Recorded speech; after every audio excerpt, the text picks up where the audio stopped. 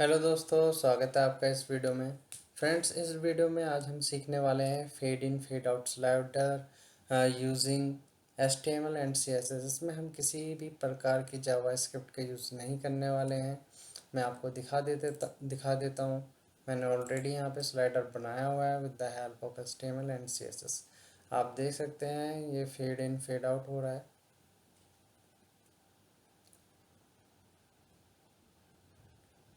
Okay friends, इसी तरह का हम स्लाइडर बनाते हैं। आइए स्टार्ट करते हैं। सबसे पहले अपने इंडेक्स HTML पेज में जाइए, वहाँ पे टाइप कीजिए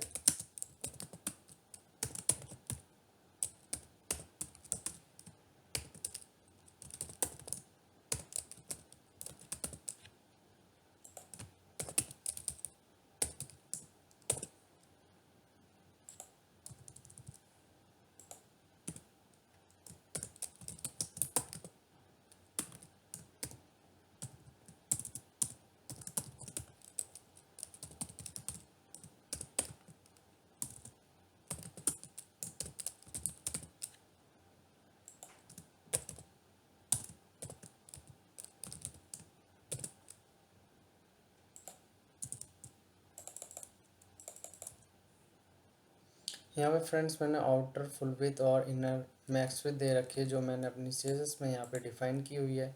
आउटर फुल विड्थ और इनर मैक्स विड्थ। तो जो इनर मैक्स विड्थ दिया है मैंने 1024 दिया है, जिसके अंदर मैं अपना स्लाइडर डिफाइन करने वाला हूँ। तो यहाँ पे मैं एक डिव ले लेता हूँ और उसे क्लास दे देता हूँ स्लाइड्स। ओके, ये मैंने स्लाइड्स लिए हैं। इसके अंदर मेरे जितने भी इमेजेस होंगी, स्लाइड्स होंगी, मैं उसे कॉल करवाऊँगा।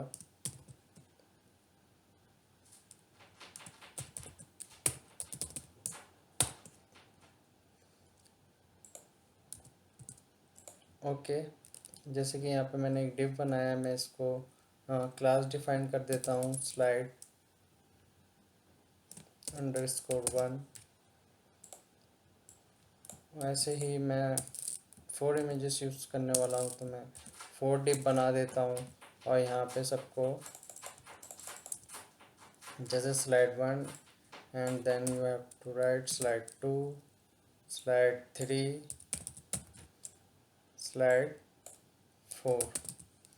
अब क्या करना है, आपको स्लाइड 1 में इमेज कॉल करानी है। जैसे कि मैंने आपको बताया था आप कैसे इमेज कॉल करवा सकते हैं। यहाँ पे आपको लिखना है फोल्डर का नाम, इमेजेस जहाँ पे सारे आपने इमेजेस डिफाइन किए हैं, देन स्लैश। जैसे कि मैंने यहाँ पे इमेजेस ले रखी हैं और इमेजेस का फोल्डर है और उसके अंदर मैंने इमेजेस ले रखे हैं। तो यहाँ से मैं इमेजेस का पाथ कॉपी कर लेता हूँ, जहाँ जो मैं अप्लाई करूँगा। ओके, यहाँ से मैंने पाथ कॉपी कर लिया है, तो मैं इसे डिफाइन कर देता हूँ यहाँ पे। ओके, इस तरह से हम अपनी इमेजेस को कॉल करवा सकते हैं।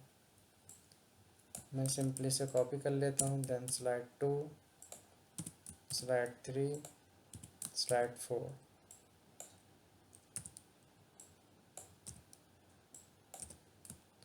ओके, चलिए इसका आउटपुट देखते हैं फटाफट। Launching com.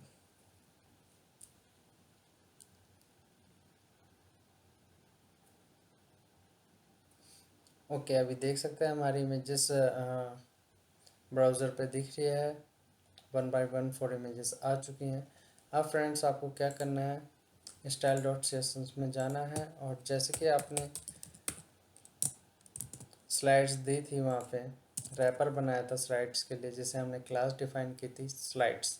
तो आपको क्या करना है, इसकी विड्थ देनी है 100%,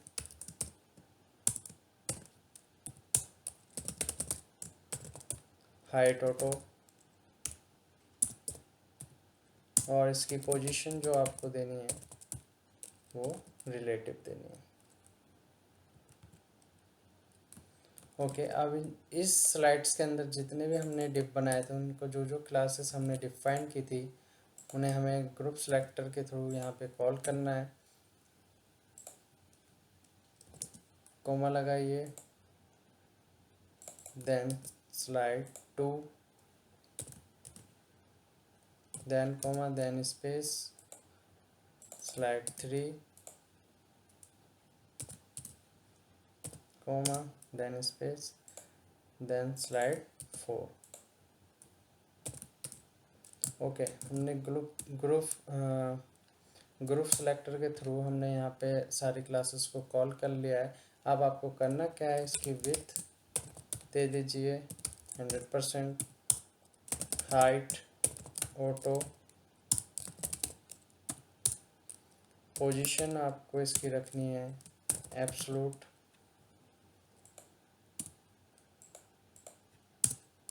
टॉप से 0,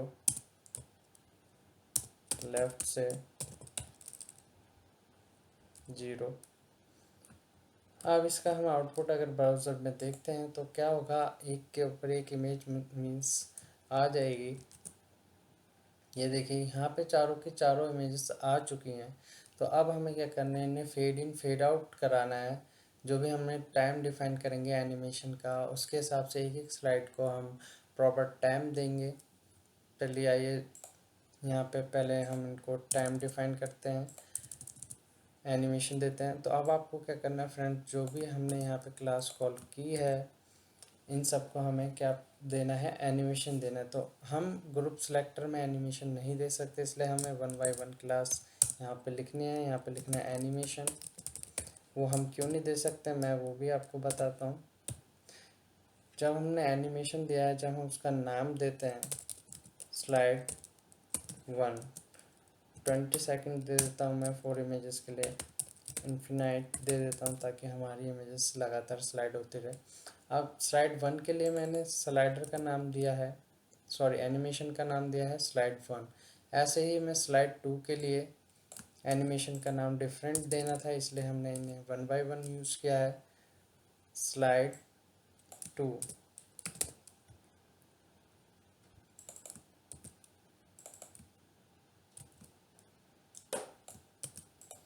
और यहाँ पे स्लाइड क्लास चेंज कर देता हूँ, स्लाइड 3, देन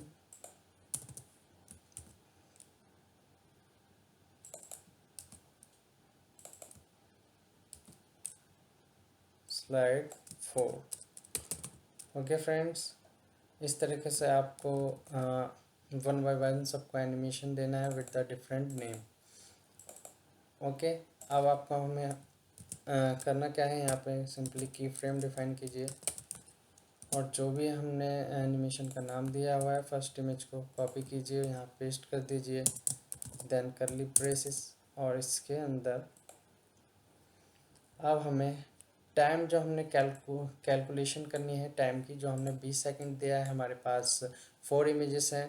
तो अगर हम 5 सेकंड एक इमेज को देते हैं तो 5 मल्टीप्लाई 4 हमारे पास 20 हो जाता है। तो मीन्स हम एक स्लाइड को 5 सेकंड का टाइम देने वाले हैं।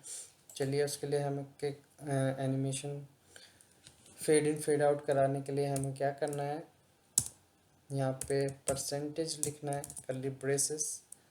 अब हमने जो टाइम दिया हुआ है उसे हमें कैलकुलेट करना है। मैं चाहता हूँ 5 सेकंड तक मेरी एक इमेज दिखे सबसे पहले।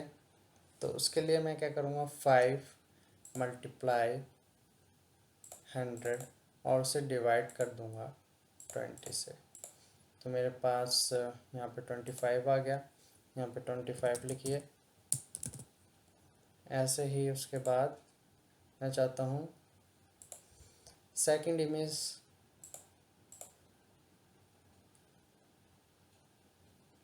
10 multiply 100 divided by 20, 50 second image के लिए।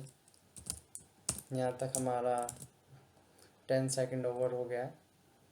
And then 15 multiply 100 divided by 20, 75।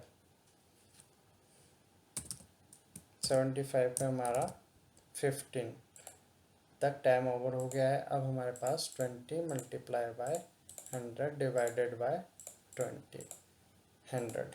यहाँ पे हमारा पूरा टैब ओवर हो गया है। अब मैं क्या चाहता हूँ, मेरी जो पहली इमेज है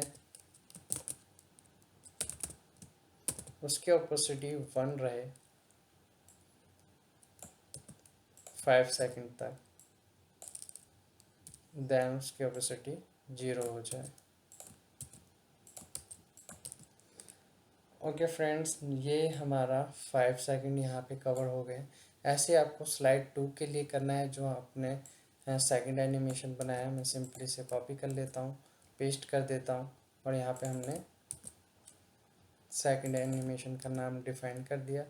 अब जैसे कि हम आपने देखा यहाँ पे हमारे 5 सेकंड कवर हो रहे हैं, तो अब क्या करना है, ये हमारे यहाँ पे 10 सेकंड कवर हो जाएंगे। तो मुझे क्या करना है, ये इमेज हमें नहीं दिखानी है जब स्टार्टिंग में, क्योंकि ऑलरेडी हमारे 5 सेकंड में ये इमेज दिख रही है। तो मैं क्या चाहता हूँ, जब हमारे 5 सेकंड ओवर हो रहे हैं, तो यहाँ पे मेरी सेकंड इमेज विजिबल हो जाए। तो मुझे क्या करना है, यहाँ पे ओपेसिटी 1 कर देनी है। जैसे कि आपने देखा कि यहाँ पे हमारे 5 सेकंड कवर हो गए, देन यहाँ पे हमारे 10 सेकंड कवर हो गए, मीन्स 5 सेकंड तक ये इमेज हमें दिखेगी। अब आपको ऐसे ही क्या करना है, डिफ़ाइन करना है। थर्ड जो आपने एनिमेशन का नाम डिफ़ाइन किया है उसे कॉपी करना है, देन यहाँ पे डिफ़ाइन करना है। अब जैसा कि आपने देखा यहाँ तक हमारे 10 सेकंड कवर हो गए। अब मुझे क्या करना है, इसको भी यहाँ पे 0 करना है जब हमारे यहाँ पे 10 सेकंड कवर हो रहे हैं। तो अब मुझे क्या करना है, यहाँ पे 15 सेकंड कवर करना है। तो मैं क्या करूँगा, जो मेरे यहाँ पे 50 लिखा हुआ है, यहाँ पे मैं चाहता हूँ मेरी थर्ड इमेज विजिबल हो, तो यहाँ पे मैं इसकी ओपेसिटी 1 कर देता हूँ। ऐसे ही आपको क्या करना है, जो हमारी 4 इमेजेस है, जो हमने उसे स्लाइडर का नाम डिफाइन किया हुआ है, सॉरी एनिमेशन का नाम डिफाइन किया हुआ है, मैं उसे यहाँ पे पेस्ट कर देता हूँ। अब मैं क्या चाहता हूँ, ये हमारे 15 सेकंड कवर हो गए हैं। तो अब मुझे क्या करना है, मैं चाहता हूँ कि 20 तक मेरी कौन सी इमेज दिखे, फोर्थ इमेज। तो ये हमारे 20 सेकंड कंप्लीट हो चुके हैं। जैसे कि आपने देखा 5, देन 10, देन 15, देन 20। जो भी हमने इसे टाइम दिया था 20 सेकंड, वो हम प्रॉपरली 1 बाय 1 इमेजेस को डिफाइन कर चुके हैं। चलिए मैं इसे सेव कर लेता हूँ और ब्राउज़र को रिलोड करते हैं, देखते हैं ये एनिमेट हो रहा है कि नहीं। ओके, आप देख सकते हैं जैसे कि ये fade in fade out effect हम एनिमेशन अप्लाई कर चुके हैं स्लाइडर पे। अब आप देखिएगा जैसे कि 1 2 3 ये 3 इमेजेस आई, एंड सॉरी दोबारा कैलकुलेट करते हैं। जो एम्प्टी स्पेस आपने देखा था अभी, 1 देन 2 देन 3 देन 4। अब 4 के बाद जो हमारा एम्प्टी स्पेस आ रहा है, हम नहीं चाहते कि हमारा स्लाइडर ऐसे एम्प्टी हो, हम चाहते हैं लगातार हमारी इमेजेस दिखती रहें। तो अब आपको क्या करना है, जो स्लाइडर 1 था हमारा, उसकी ओपेसिटी यहाँ पे भी आपको 1 कर देनी है। अब आप इसे सेव कीजिए और ब्राउज़र को रिलोड कीजिए। अब आप देखिएगा 1 देन 2 देन 3 देन 4। अब जो स्पेस एम्प्टी आ रहा था वहाँ पे स्पेस एम्प्टी नहीं आएगा। ये देखिए आ चुका है। चलिए इसे हम मोबाइल पे देखते हैं क्या ये रिस्पॉन्सिव है अभी।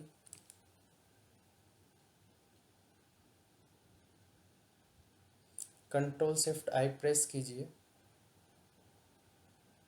तो इससे क्या होगा, आपका जो इंस्पेक्ट एलिमेंट है उसके थ्रू हम चेक करने वाले हैं कि हमारा स्लाइडर रिस्पॉन्सिव है या नहीं।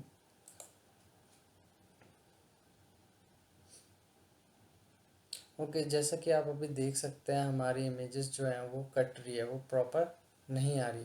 तो फ्रेंड्स आपको करना क्या है, अब जो जितनी भी हमारी इमेजेस हैं स्लाइड्स के अंदर, उनको मैक्स विड्थ दे देनी है। यहाँ पे लिखना है स्लाइड स्लाइड्स, और उसके अंदर जितनी भी हमारी इमेजेस हैं उसको आपको क्या कर देना है, मैक्स विथ 100% देनी है, जिससे कि हमारी इमेजेस रिस्पॉन्सिव हो जाएगी। अब आप देखिएगा, ओके, अब हमारी पूरी इमेजेस आ रही हैं। आप इसे जिस भी स्क्रीन में देखना चाहे आप देख सकते हैं। ये रिस्पॉन्सिव हो चुका है, देन प्रॉपर वर्क कर रहा है।